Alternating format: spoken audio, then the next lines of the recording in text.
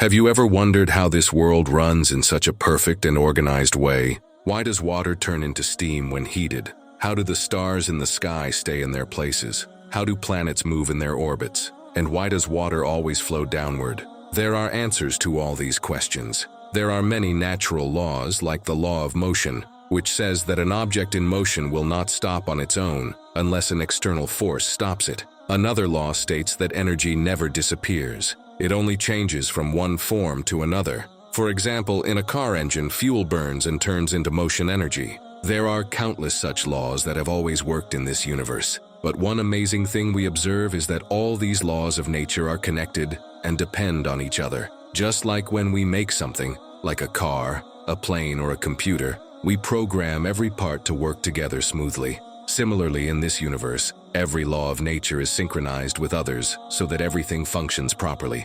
Now, an important question arises. If this universe is more complex than any machine, then why does it follow such precise laws? Is it possible that these complicated and specific laws came into existence just by chance? Or does this prove that there is a higher intelligence behind everything? Let's consider another point. There is a scientific law called biogenesis, which states that life can only come from pre-existing life, not from non-living matter. This is a basic fact taught in science. But then, a big question arises. If life always comes from life, then how did the first life on Earth appear millions of years ago? Every observation in the universe forces us to ask, why do these non-physical, immaterial laws control physical matter? Where did this programming come from? The only logical answer is that the laws of nature are actually the will of a great being. There is a supreme power that has decided how the universe should function. We can call this the divine will or God's will.